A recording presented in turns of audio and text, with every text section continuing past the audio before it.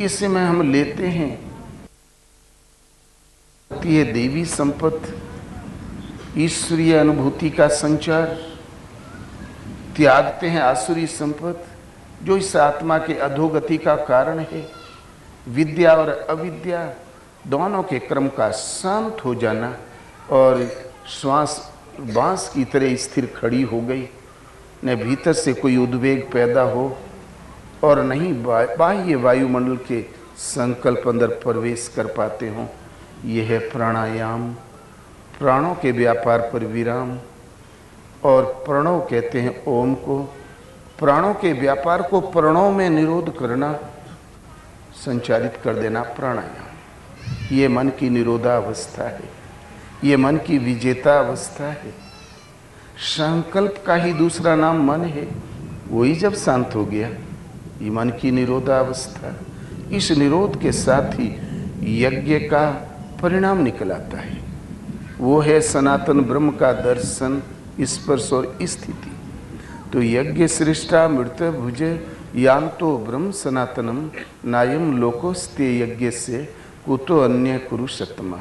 यज्ञ की पूर्ति काल में, मन के निरोध और विलय काल में यज्ञ जो अवशेष छोड़ता है वो है अमृत।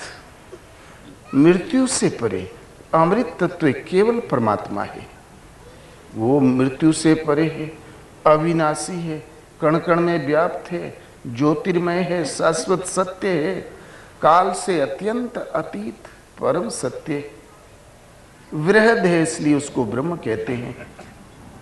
तो सनातन ब्रह्म में प्रवेश पा जाता है, तो उस ज्ञानामृत को, मृत्यु से परे उस अमृत तत्व परमात्मा की जानकारी को प्राप्त करता है। उसे जानकर वो ब्रह्म में स्थित हो जाता है। अब प्रश्न खड़ा होता है, ये यज्ञ, इस योग विधि का आचरण, ये प्राणायाम करने का अधिकार किसको है? कहते हैं अर्जुन, यज्ञ रहित पुरुष के लिए दोबारा मानव तन भी सुलभ नहीं है, तो परलोक कैसे सुलभ होगा? ये यज्ञ अनुष्ठान करने का अधिकार इस 2 हाथ पैर वाले मानव तन को है, किसी वर्ग विशेष को नहीं, पशु को नहीं, पक्षी को नहीं, दुर्लभ इस मानव तन को, यज्ञ रहित मानव के लिए दोबारे मानव तन ही सुलभ नहीं, मनुष्य योनि सुलभ नहीं, तो भला परलोक कैसे प्राप्त होगा? अर्थात मनुष्य शरीर मिला है जिससे इस 2 हाथ पैर वाले मानव को अधिकार है ये यज्ञ अनुष्ठान करना, ब्रह्म का अमृत तत्व परमात्मा का दर्शन और स्थिति पाने का अधिकार इस 2 हाथ पैर वाले मानव तन को है। हाँ, अब आपका जन्म चाहे उत्तरी ध्रुव पर हुआ हो, चाहे भारत में, अरब में हुआ हो, चाहे ऑस्ट्रेलिया में, इसलिए गीता उस समय की है। और जब आज की प्रचलित मजहब और जातियां थी ही नहीं, तो भला उनके नाम कैसे आ जाएंगे? गीता में छोटा सा नाम हिंदू है ही नहीं, ये हिंदुओं की नहीं, ये तो मानव जो जन्मा है पृथ्वी पर, उसके अंतःकरण में दुखों का निवारण, दुख के जो कारण है उसका निवारण, सहज सुख, अनंत जीवन, शाश्वत शांति, सदा रहने वाली समृद्धि, उसकी प्राप्ति का एक साधन क्रम है, योग दर्शन है। आगे कहते हैं, स्पर्शान कृत्वा बाहिर्बाह्यांश चक्षुश्चैवांतरे भ्रुवो प्राणापानो समो कृत्वा नासाभ्यंतरचारिणो। स्पर्शान कृत्वा, बाह्य स्पर्शों को, इंद्रियों और विषयों के संसर्ग को बाहर ही त्याग कर और भ्रुकुटी के मध्य में दृष्टि को स्थिर करके, यहाँ स्थिर मत करो, त्रिकुटी के बीच में सीधी दृष्टि जहाँ पड़ती हो जमीन पर, वहाँ दृष्टि को स्थिर करो, मन की दृष्टि को वहाँ, सूरत को वहाँ स्थिर करो, आँखों की दृष्टि को वहाँ स्थिर करो।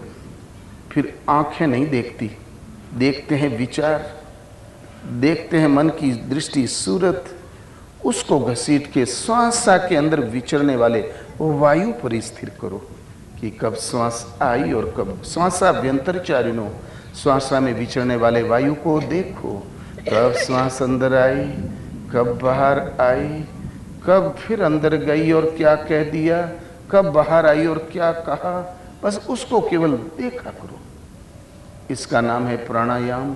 श्वास सिवाय ओम के, प्रणों के और कुछ कहती ही नहीं। आज केवल मन को दृष्टाव रूप में खड़ा कर दो, देखा भर करे। इसलिए पहले तो नाम जप पर जोर दिया महापुरुषों ने, लेकिन प्राणायाम एक ऐसा स्तर है, अलग से नाम ढालना कहना नहीं पड़ता, सहज ढला ढलाया मिल जाता है।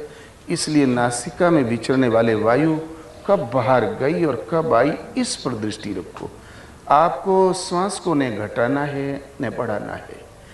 यते इंद्रिय मनोर्बुद्धि मुनिर्मोक्ष परायणः विगते इच्छा भय क्रोधो यह सदा मुक्त से। वास्तव में मन बुद्धि और इंद्रियों को जिसने जीत लिया है,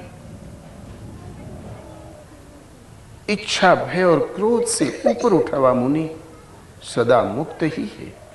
भला वो मुक्ति में पाता क्या है? तो भोक्ता राम यज्ञ तपसाम सर्वलोक महेश्वरम। यज्ञ तप नियम संयम, जिसमें अंत में जिसमें विलय होता है, बदले में जो प्राप्त होता है वो मैं हूँ अर्जुन, वो मुझ में निवास करता है, मेरे अविनाशी स्वरूप को प्राप्त होता है। वही जानत तुम्हें तुम्हें हो जाए। तीस श्वास के चिंतन का नाम प्राणायाम।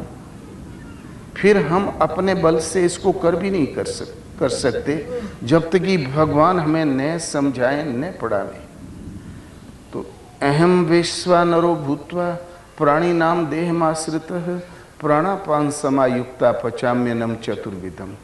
अर्जुन, मैं सब प्राणियों के हृदय में वैश्वानर अग्नि स्वरूप होकर, हृदय में बैठकर अग्नि स्वरूप होकर, प्राण और अपान से युक्त होकर 4 प्रकार के अन्न को पचाता हूं। शेर बहुत खाना खाता, करीब 25 किलो। हाथी बहुत खाता, लगता है सबके अंदर भगवान बैठ के पचाते होंगे। बाहर जो शरीर का निर्वाह करता है उसका नाम आहार है, किंतु जो आपके स्वरूप को तृप्त करता है वो एक ब्रह्म ही अन्न है। पीछे भगवान ने अध्याय 4 में ज्ञाना अग्नि, योगा अग्नि, संयमा अग्नि, प्राणायाम अग्नि, 14 अग्नियों का नाम लिया और सबका सामूहिक नाम है ज्ञाना अग्नि। तो हृदय देश में स्थिर होकर, ज्ञाना अग्नि स्वरूप होकर, जानकारी प्रदान करते हुए श्वास और प्रश्वास से संयुक्त होकर 4 प्रकार के अन्न को पचाता हूँ। वेखरी, मध्यमा, पसंती और परा, 4 विधियों से चलकर एक ही नाम परिपक्व होता है। परावाणी की परिपक्व अवस्था में पहुँचता है और यदि भगवान ने बतावे आत्मा से जागृत होकर, तो हम कैसे समझ पाएंगे कि कब नाम हमारा सही जप है और कब गलत। मैं ही पचाता हूँ। जाके रथ पर केसो ताका कौन अंदेशो। तो प्राण हमारे अनियमित, हमारे प्राण असंयमित, इनको नियमित एक प्राणों में प्रवाहित करना प्राणायाम कहलाता है। पातंजल योग दर्शन,